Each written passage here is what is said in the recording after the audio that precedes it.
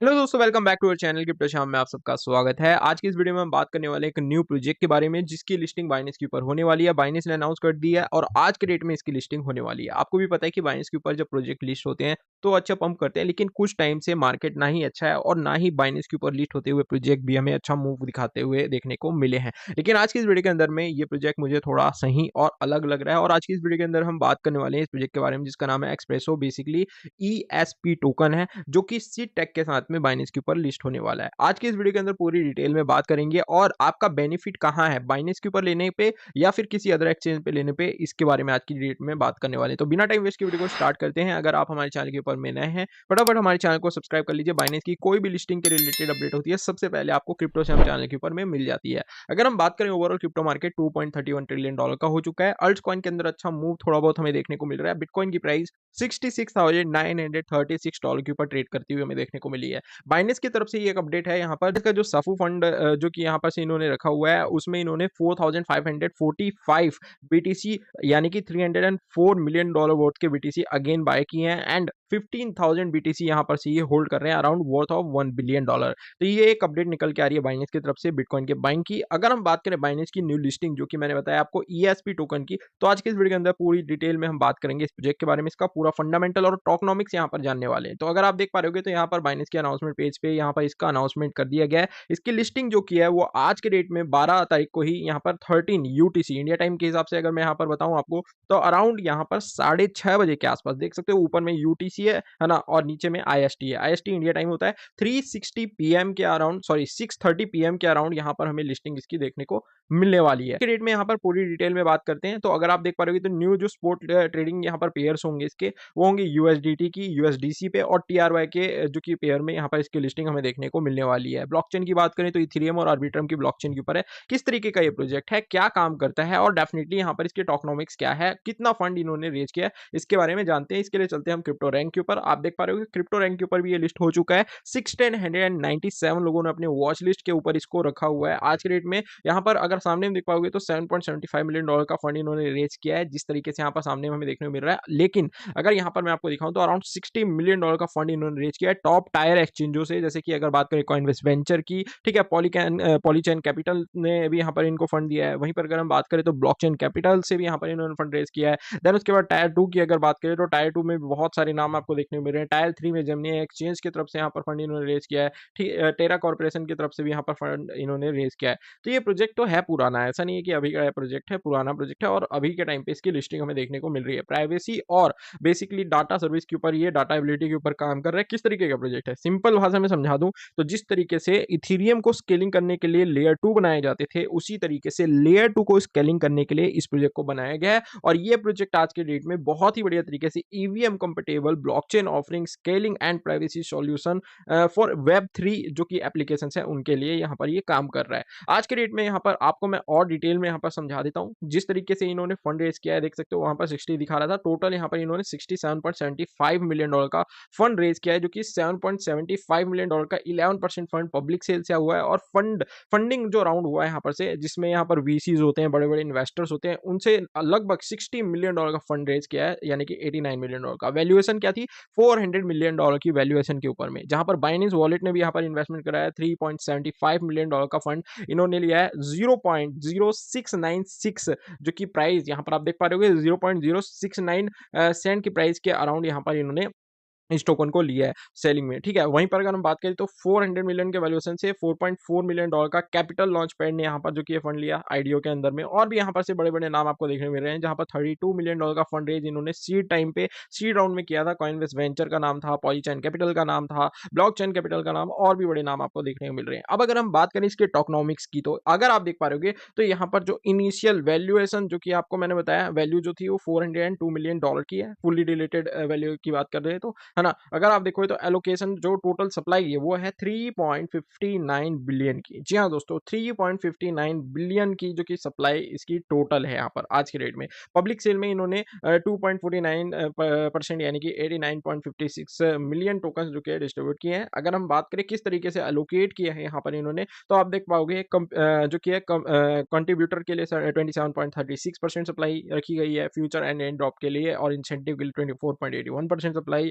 Foundation operation के लिए 15% supply, investor के लिए 14.32% सप्लाई और अदर के लिए 18.51% सप्लाई यहाँ पर रखी है। अगर हम बात करें किस तरीके से प्रोजेक्ट काम कर रहा है, जैसे कि मैंने आपको ऑलरेडी बता दिया कि बेसिकली जो कि एस्प्रेसो है ये एक डिसेंट्रलाइज सीक्वेंसर, जी हाँ दोस्तों, decentralize sequencer and data system design for layer 2 blockchains के लिए यहाँ पर रोलअप्स के तौर पे काम कर रहा है। एनेबल करता है रोलअप प्रोजेक्ट को यहाँ पर इंटीग्रेट करने का directly with Espresso sequencer by modifying specific जो पार्ट्स हैं, मतलब जो भी कोड्स के रिलेटेड यहाँ पर से इंटरेक्ट करता है और सबमिट करता है ट्रांजेक्शन को सिस्टम के अंदर में। तो ये यहाँ पर बेसिकली इसका वर्क है और बहुत ही बढ़िया तरीके से यहाँ पर ये वर्क कर रहा है। ऑलरेडी मैंने आपको यहाँ पर जो कि सप्लाई इसकी बताई दी है, किस तरीके से सप्लाई है, और मतलब किस तरीके से इन्होंने टोटल सप्लाई जो किया 3.59 बिलियन को एलोकेट किया है। तो लिक्विडिटी एंड एक्टिवेशन के लिए 4.5%, कंट्रीब्यूटर के लिए 27.36%, इन्वेस्टर्स के लिए 14.32%, एयर ड्रॉप के लिए 10%, कम्युनिटी लॉन्च पैड के लिए 1%, स्टेकिंग इंसेंटिव के लिए 3.01%, future and air drop incentive के लिए 24.81% और फाउंडेशन ऑपरेशन के लिए